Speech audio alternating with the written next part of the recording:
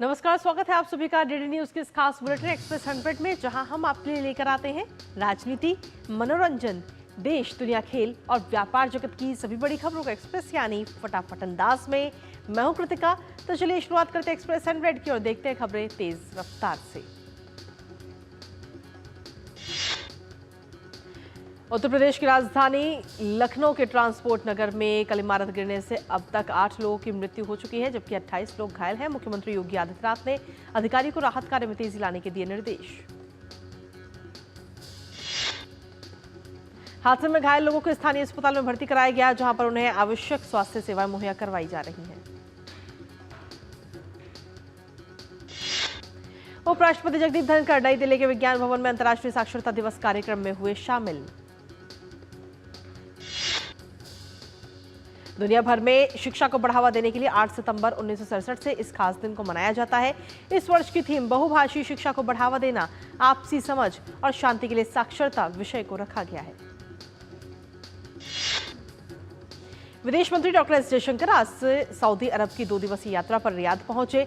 Saudi अरब के protocol मामलों के उप मंत्री अब्दुल मजीद अल स्मरी ने रियाद हवाई अड्डे पर एस जयशंकर का गर्मजोशी से स्वागत किया।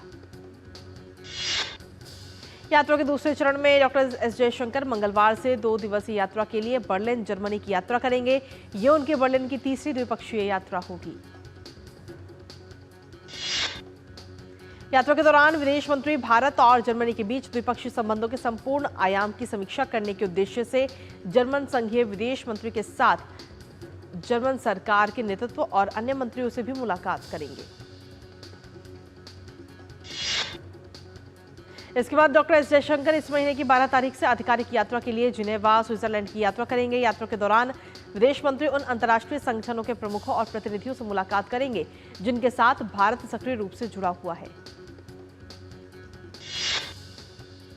एस जयशंकर जिनेवा और स्विट्जरलैंड के बीच घनिष्ठ साझेदारी की समीक्षा करने और द्विपक्षीय संबंधों को और बढ़ाने के रास्ते तलाशने के लिए स्विस विदेश मंत्री से भी मुलाकात करेंगे।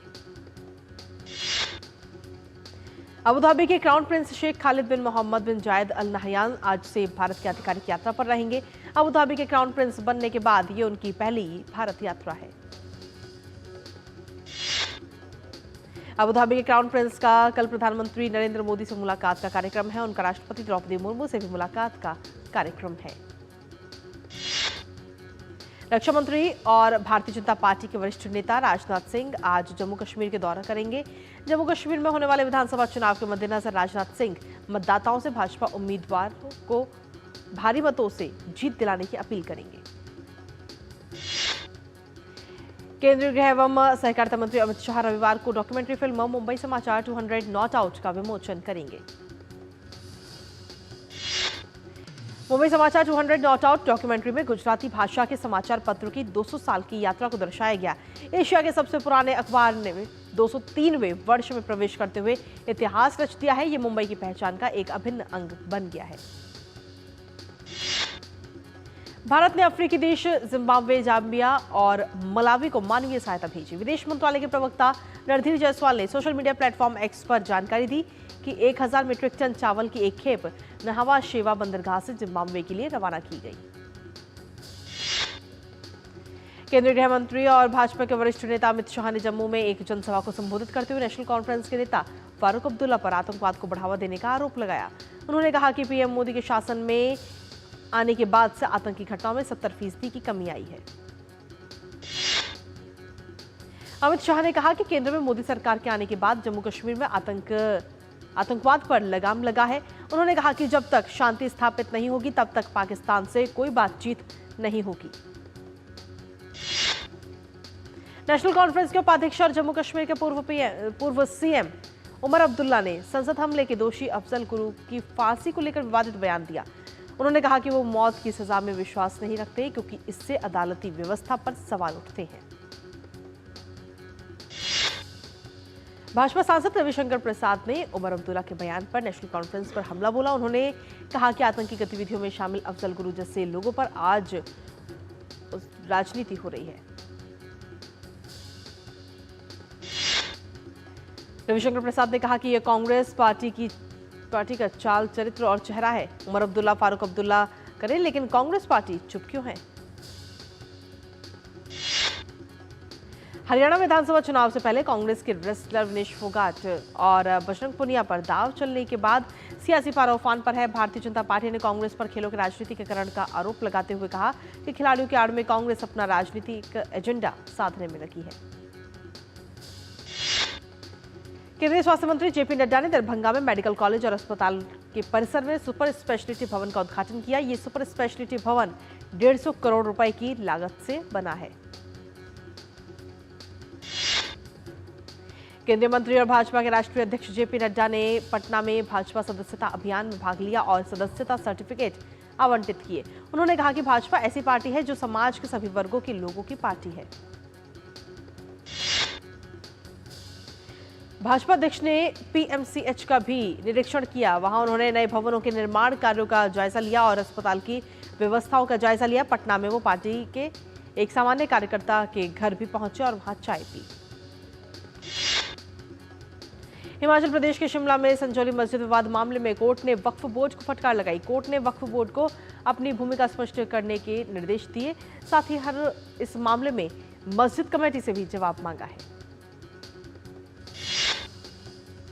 शिमला में संजौली मस्जिद विवाद मामले में कोर्ट में अगली सुनवाई 5 अक्टूबर को होगी। संजौली में अवैध रूप से बनी मस्जिद को लेकर पिछले कई दिनों से हिंदू संगठनों द्वारा भी विरोध किया जा रहा है। वक्फ बोर्ड ने अवैध निर्माण से खुद को अलग कर लिया है। कोलकाता में आरजीकर मेडिकल कॉलेज में महिला ट्रेनी डॉक्टर की रेप के बाद हत्या के विरोध में देश भर के लोगों में काफी गुस्सा है। न्याय की मांग को लेकर लगातार डॉक्टर धरना प्रदर्शन कर रहे हैं। डॉक्टर, नर्स, स्वास्थ्य कर्मियों ने और तमाम लोगों ने रैली निकाली।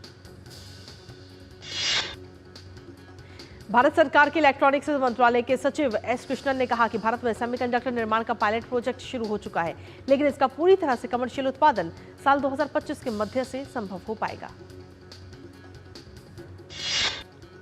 इलेक्ट्रॉनिक्स मंत्रालय के सचिव एस कृष्णन ने कहा कि हम भारत में सेमीकंडक्टर को बढ़ावा देने के लिए दुनिया के उन सभी समानांतर सोच वाले देशों के साथ समझौता कर रहे हैं जो भारत में सेमीकंडक्टर सप्लाई चेन और उसके विकास को बढ़ावा देगा। एस कृष्णन ने बताया कि सितंबर 11, 12 और 13 को नोएडा में सेमिकॉन इंडिया प्रदर्शनी और सम्मेलन इलेक्ट्रॉनिका इंडिया और प्रोडक्ट्रोनिका इंडिया के साथ साथ आयोजित किया जा रहा है, जो दक्षिण पूर्व एशिया का सबसे बड़ा इलेक्ट्रॉनिक्स उद्योग मेला है। भारतीय वायुसेना के तरंग शक्ति युद्ध अभ्यास 2024 के ओपन डे पर भारतीय वायुसेना और अभ्यास में शामिल अन्य देशों की वायुसेनाओं ने अपना कौशल दिखाया। शो के दौरान सूर्य किरण एरोबेटिक टीम ने अपने कौशल का परिचय देते हुए सटीक उड़ान का एक शानदार प्रदर्शन पेश किया। महाराष्ट्र के मुंबई में स्थित श्री सिद्धि विनायक मंदिर और लाल बाग राजा गणपति मंदिर में भक्तों की भीड़ उमड़ी। चेन्नई में 40 फीट ऊंची गणेश प्रतिमा बनाई गई है, जो 6000 पीतल के थम्बुलम प्लेटों, 1500 कामाक्षी दीपों और 350 सफेद समुद्री सीपों से सजाई गई है। कर्नाटक के हुबली में रानी चिन्नम्मा ईदगाह मैदान में बप्पा को धूमधाम और ढोल नगाड़ों के बीच लाया गया। अहमदाबाद में भक्तों ने मंगल मूर्ति गणेश मंदिर में पूजा अर्चना और आरती की। अहमदाबाद में भक्तों ने मंगल मूर्ति गणेश मंदिर में पूजा अर्चना और आरती की।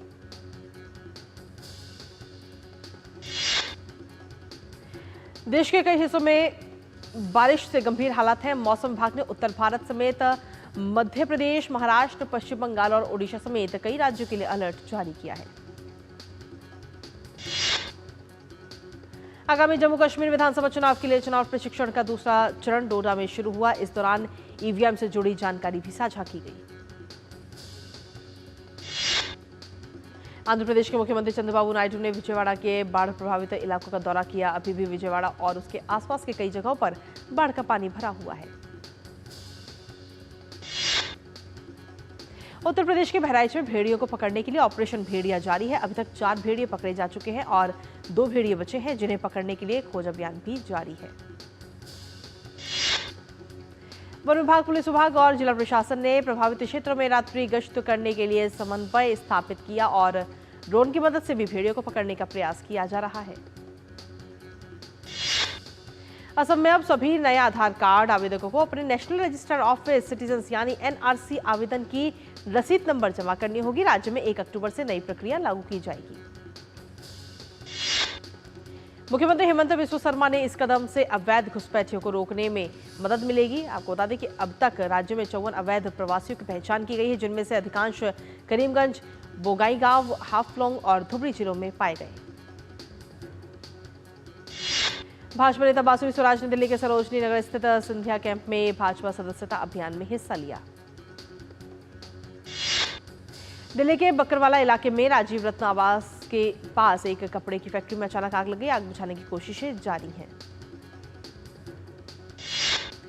लद्दाख मैराथन के 11वें संस्करण का आरंभ हो चुका है। मैराथन में विभिन्न देशों से आए प्रतिभागियों ने हिस्सा लिया। ईडी ने बताया कि उसने यस बैंक में 466 करोड़ रुपए से अधिक के कथित बैंक ऋण धोखाधड़ी की जांच के तहत व्यवसायी गौतम थापर के लाभकारी स्वामित्व वाली एक कंपनी की 78 करोड़ रुपए की से अधिक की जमीन जब्त की है।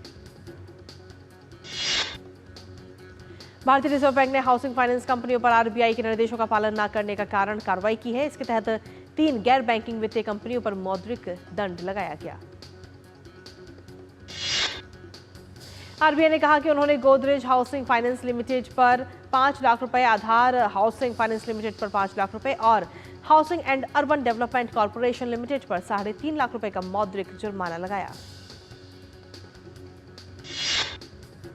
वरिष्ठ नौकरशाह तुहिनकांत पांडे को नया वित्त सचिव नियुक्त किया गया है। सरकार की तरफ से जारी बयान में इसकी जानकारी दी गई। तुहिनकांत पांडे 1987 बैच के ओडिशा कैडर के आईएएस अधिकारी हैं। वो वित्त मंत्री निर्मला सीतारमण की टीम का अहम हिस्सा है।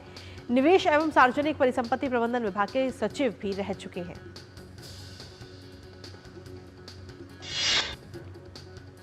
और एक्सप्रेस 100 में खबरों का सिलसिला लगातार जारी। वक्त एक छोटे से ब्रेक का, बने रहिए हमारे साथ। वो मिस्टर विकास की फाइल आप पॉलिसी बाजार। मैम, आपका हेल्थ इंश्योरेंस क्लेम अप्रूव हो गया है। अब आप सर को घर ले जा सकती हैं। क्लेम के टाइम पे हमेशा आपकी हेल्प को तैयार। पॉलिसी बाजार, 1 करोड़ का हेल्थ इंश्योरेंस सिर्फ 390 रुपए महीने से शुरू। सुरक्षा की गारंटी हर चीज में जरूरी है, चाहे वो मुश्किल स्टंट हो या अच्छी फसल। इसलिए ले आइए IIL के ट्रैक्टर ब्रांड का शिनबा, जो देता है सुंडी और ट्रिप से सुरक्षा की गारंटी। बात जब पीढ़ियों के लिए बनने वाले घर की हो तो जिम्मेदारी बड़ी हो जाती है। गैलेंट समझता है ये जिम्मेदारी। अब डबल M रिब्स के साथ गैलेंट एडवांस TMT रीबार, निर्माण का रियल हीरो। और ब्रेक के बाद एक बार फिर से स्वागत है आप सभी का। वापस रुक करेंगे एक्सप्रेस 100 का। कौशल विकास एवं उद्यमिता मंत्रालय और स्विगी ने की साझेदारी करने की घोषणा। इस साझेदारी के तहत स्विगी के खाद्य वितरण और त्वरित वाणिज्य नेटवर्क के तहत कौशल और रोजगार के अवसर प्रदान करने के लिए एक पहल शुरू की जाएगी। इस साझेदारी से स्विगी से जुड़े 2.4 लाख डिलीवरी साझेदार और रेस्तरां साझेदार के कर्मचारियों को लाभ मिलेगा। इस पहल से रेस्टोरेंट चलाने वाले और खुदरा प्रबंधन के विभिन्न पहलुओं से जुड़े लोगों को रोजगार, इंटर्नशिप और प्रशिक्षण के अवसर मिलेंगे। भारतीय खाद्य सुरक्षा एवं मानक प्राधिकरण ने कहा कि खाद्य उद्योग को आगे बढ़ाने के लिए कृषि कच्चे माल में रासायनिक संदूषण को नियंत्रित करना आवश्यक है।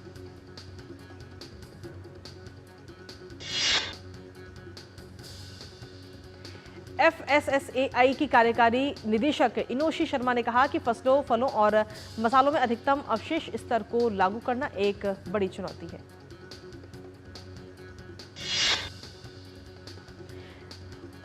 IESA ने कहा कि एडवांस्ड केमिस्ट्री, सेल बैटरी और इससे संबंधित उपकरणों की मैन्युफैक्चरिंग क्षेत्र में भारत अगले 5 वर्षों में $90 अरब का निवेश आकर्षित कर सकता है।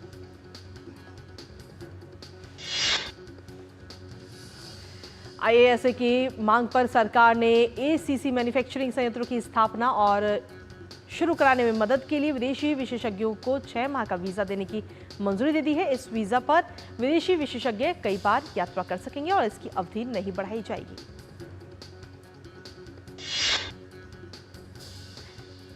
IESA ने सरकार के इस कदम का स्वागत करते हुए कहा कि इससे भारत में अगले 5 वर्षों में 100 गीगावाट घंटा से ज्यादा क्षमता की ACC बैटरी और बैटरी उपकरण संयंत्र स्थापित करने के अवसर सृजित होंगे। बायजू के सीईओ बायजू रविंद्रन ने आरोप लगाया कि कंपनी की ऑडिट कंपनी वीडियो ने रिपोर्ट को पिछली तारीख से प्रकाशित करने का सुझाव दिया था, जिसे कंपनी ने अस्वीकार कर दिया है और उनका इस्तीफा भी दिखावटी है।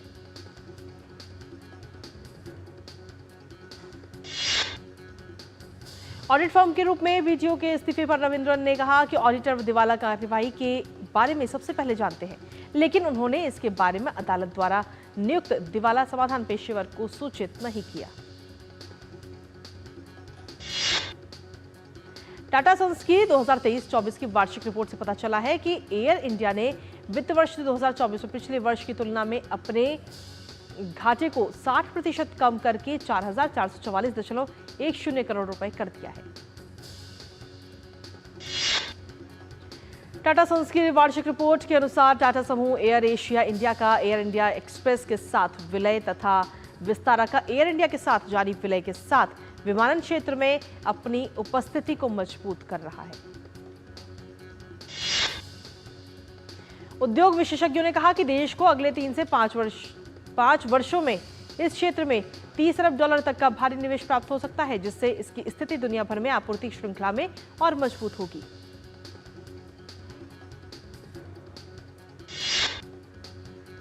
महाराष्ट्र सरकार ने कुल 1.17 लाख करोड़ रुपए के निवेश वाली 4 प्रमुख परियोजनाओं को मंजूरी दी है, जिसमें इजराइल के टावर सेमीकंडक्टर और अदानी समूह द्वारा संयुक्त रूप से स्थापित की जाने वाली सेमीकंडक्टर विनिर्माण परियोजना भी शामिल है। उभरते बाजारों के निवेश इंडेक्स में भारत ने चीन को पीछे छोड़ दिया है। वैश्विक ब्रोकरेज फर्म मॉर्गन स्टैनली के अनुसार MSCI EMI में सितंबर में भारत का भार 22.27% रहा है, जबकि चीन का 21.58%।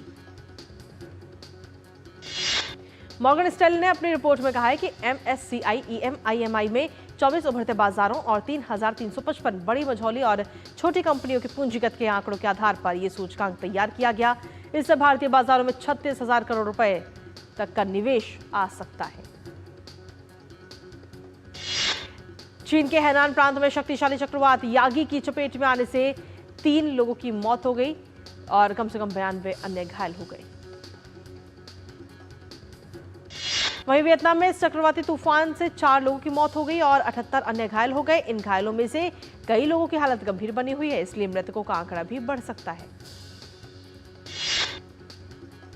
वियतनामी मौसम विज्ञानियों ने द्वारा यागी तूफान को पिछले दशक में इस क्षेत्र के सबसे शक्तिशाली तूफानों में से एक के रूप में वर्णित किया गया। ये तूफान चीनी प्रांत में कहर ढाते हुए दक्षिण पूर्व एशियाई देश में पहुंच गया है। चीन में चक्रवात से भारी बारिश और हवाओं के कारण 8 लाख से ज्यादा घरों में बिजली आपूर्ति बाधित हो गई। चक्रवात यागी शनिवार को टोंकेन की खाड़ी के ऊपर से उत्तरी वियतनाम की ओर बढ़ा। रूस ने यूक्रेन पर पिछले 24 घंटों में बड़े पैमाने पर हमले किए हैं। इन हमलों में रात भर में कुल 67 लंबी दूरी के ड्रोन लॉन्च किए गए। इनमें से 58 को यूक्रेन की वायुसेना मार गिराने में सफल रही। यूक्रेनी वायुसेना ने टेलीग्राम मैसेजिंग ऐप पर कहा कि राजधानी कीव में संसद भवन के ठीक बगल में भी ड्रोन का मलबा पाया गया। यूक्रेन के 11 क्षेत्रों को हाई अलर्ट पर रखा गया। यूक्रेन ने कहा कि किसी रूसी मिसाइल या ड्रोन का मध्य कीव में इतनी दूर तक आना बेहद दुर्लभ है। ये चिंता की बात है क्योंकि ये शहर सोवियत युग और पश्चिमी प्रदत्त वायु रक्षा प्रणालियों के नेटवर्क से संरक्षित है। अल्जीरिया में राष्ट्रपति चुनाव के लिए मतदान समाप्त हो चुका है। शनिवार शाम 5 बजे तक अल्जीरिया में 26.5% और विदेशों में 18.3% मतदान हुआ। वोटों की गिनती शुरू हो गई है। सैन्य समर्थित राष्ट्रपति अब्देल मजीद तेब्बोने ने मतदान के बाद कहा कि उन्हें उम्मीद है कि जो भी जीतेगा वो लोकतंत्र के निर्माण में उस बिंदु की ओर आगे बढ़ता रहेगा जहां से वापसी संभव नहीं होगी। WHO की रिपोर्ट के अनुसार दुनिया भर में 2022 की तुलना में 2023 में हैजा के मामलों में 13% और मौतों में 71% की वृद्धि हुई है। रिपोर्ट में 45 देशों के आंकड़े शामिल किए गए जो साल 2022 के 44, 2021 के 35 देशों से ज्यादा है। रिपोर्ट किए गए मामलों में से कई फीसदी मामले 5 साल से कम उम्र के बच्चों के थे। एशियन चैंपियंस ट्रॉफी में भारतीय टीम आज अपने अभियान का आगाज करेगी। भारत का पहले मुकाबले में सामना चीन से होगा। ये प्रतियोगिता चीन में खेली जा रही है। भारतीय टीम इस चैंपियनशिप की गत विजेता है। इस प्रतियोगिता में भारत के अलावा पाकिस्तान, जापान, कोरिया, मलेशिया और मेजबान चीन की टीम है। भारतीय टीम 14 सितंबर को पाकिस्तान के खिलाफ भी मुकाबला खेलेगी। पेरिस पैरालंपिक में भारत का शानदार प्रदर्शन देखने को मिल रहा है, तो वहीं खेलों के आखिरी दिन भी भारत को एक पदक की उम्मीद है। भारत की पूजा ओझा पैरा कैनोइंग के सेमीफाइनल स्पर्धा में हिस्सा लेंगी। पूजा ओझा अगर सेमीफाइनल जीतती हैं तो वो आज ही होने वाले फाइनल मैच में स्वर्ण पदक के लिए भी चुनौती पेश करेंगी। फिलहाल भारत ने पेरिस पैरालंपिक में 7 स्वर्ण पदक सहित कुल 29 पदक अपने नाम किए हैं। राजधानी दिल्ली में आयोजित हुई 44वीं ओलंपिक काउंसिल ऑफ एशिया की आम महासभा में केंद्रीय स्वास्थ्य मंत्री जेपी नड्डा ने कहा कि भारत ने पिछले कुछ समय में बड़ी खेल प्रतियोगिताओं का आयोजन किया है, जो अंतर्राष्ट्रीय स्तर पर देश की मेजबानी करने की क्षमता को दर्शाता है।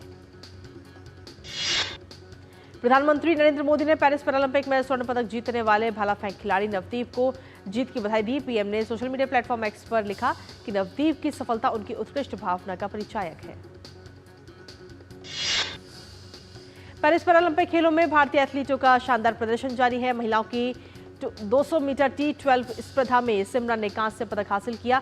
सिमरन ने 24.75 के पर्सनल बेस्ट के साथ रेस को पूरा किया। पीएम मोदी ने पेरिस पैरालंपिक में 200 मीटर T12 स्पर्धा में कांस्य पदक जीतने वाली सिमरन शर्मा को जीत की बधाई दी। पीएम ने एक्स पर लिखा, सिमरन की सफलता कई लोगों को प्रेरित करेगी। पेरिस पैरालंपिक में देश का मान बढ़ाने वाले पैरा एथलीटों का स्वदेश वापसी पर सम्मान का दौर जारी। केंद्रीय खेल मंत्री मनसुख मांडविया ने अवनी लेखरा, मनीष नरवाल, रुबीना फ्रांसिस समेत कई अन्य पैरा खिलाड़ियों को सम्मानित किया। बेलारूस की आर्यन सवालेका ने साल के अंतिम ग्रैंड स्लैम के महिला एकल वर्ग का खिताब अपने नाम कर लिया है। फाइनल मुकाबले में सवालेका ने जेसिका पेगुला को 7-5, 7-5 से शिकस्त दी। सवालेका का यह तीसरा ग्रैंड स्लैम खिताब है। इससे पहले इस खिलाड़ी ने 2023 और 2024 में ऑस्ट्रेलियन ओपन का खिताब अपने नाम किया था, जबकि 2023 के विंबलडन और 2023 में फ्रेंच ओपन के सेमीफाइनल में भी वो पहुंची थी। खेल मंत्री ने इस मौके पर कहा कि देश के खिलाड़ियों ने पेरिस पैरालंपिक में अभूतपूर्व प्रदर्शन किया है। उन्होंने उम्मीद जताई कि खिलाड़ी इसी तरह से आगे भी अपने प्रदर्शन को बरकरार रखेंगे। फिल्मकार माइक पांडे को जैक्सन वाइल्ड लीगेसी अवार्ड से नवाजा गया। उन्हें shores of silence, whale shark in India जैसी डॉक्यूमेंट्री के लिए जाना जाता है। उन्होंने व्हेल शार्क जैसी प्रजातियों को इस डॉक्यूमेंट्री के जरिए बचाने में काफी मदद की है। अंबानी परिवार के गणेश उत्सव सेलिब्रेशन में पूरा बॉलीवुड शामिल हुआ। बॉलीवुड के दिग्गज अभिनेता सुनील शेट्टी से लेकर क्रिकेट आइकन सचिन तेंदुलकर, आमिर खान और भी कई जानी मानी हस्तियां इस भव्य उत्सव का हिस्सा बनने के लिए अंबानी निवास पर पहुंची। करीना कपूर खान और सैफ अली खान को अंबानी परिवार के एंटीलिया में आयोजित भव्य गणपति पूजा में देखा गया। इस दौरान सोशल मीडिया पर दोनों का ये लुक लोगों को काफी पसंद आ रहा है। गणेश चतुर्थी के अवसर पर सलमान खान ने अपनी बहन अर्पिता के घर पर गणेश आरती की। इस दौरान उनके साथ सलीम खान, सोहेल खान, अरबाज खान और यूलिया वंतूर मौजूद थे। बॉलीवुड सुपरस्टार शाहरुख खान ने भी गणेश चतुर्थी का त्योहार बड़ी धूमधाम के साथ मनाया। उन्होंने अपने घर मन्नत में भगवान गणेश का स्वागत किया। अभिनेता ने अपने घर पर किए गए जश्न की एक झलक भी सोशल मीडिया पर साझा की। श्रद्धा कपूर और राजकुमार राव स्टारर फिल्म स्त्री 2 ने 24वें दिन बॉक्स ऑफिस पर 6.14 करोड़ रुपए कमाए। इसके साथ ही भारत की पहली हॉरर कॉमेडी फिल्म बनने का इतिहास भी रचा, जो 750 करोड़ रुपए के क्लब में शामिल हुई। ब्रेस्ट कैंसर से जूझ रही हिना खान को अब एक नई बीमारी म्यूकोसाइटिस हो गया है। हिना ने इंस्टाग्राम पर पॉजिटिव संदेश साझा करते हुए अपनी तकलीफ बयां की। भारतीय सिनेमा के एक मशहूर गायक, गीतकार, कवि और फिल्म निर्माता भूपेन हजारिका की आज जयंती है। बहुमुखी प्रतिभा के धनी होने के साथ साथ हजारिका असम के पूर्व विधायक भी थे। इंडियन सिनेमा की दिग्गज सिंगर आशा भोसले आज अपना 91वां जन्मदिन मना रही हैं। लगभग 7 दशकों तक भारतीय सिनेमा पर राज करने वाली आशा को सुरों की मल्लिका के खिताब से भी नवाजा जा चुका है। बादशाह ने हाल ही में बताया कि वो एक वक्त पर डिप्रेशन से जूझ रहे थे। उन्होंने कहा कि रणवीर सिंह और सोनाक्षी सिन्हा अभिनीत लुटेरा देखने के बाद उनकी बेचैनी और भी ज्यादा बढ़ गई थी।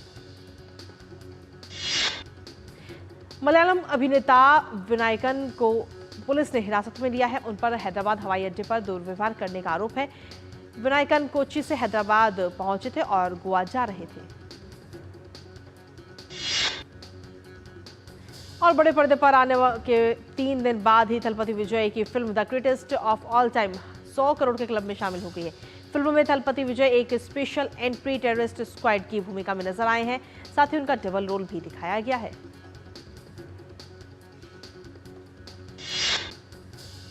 और इसी के साथ फिलहाल एक्सप्रेस 100 में मुझे और हमारी टीम को दीजिए अनुमति। नमस्कार।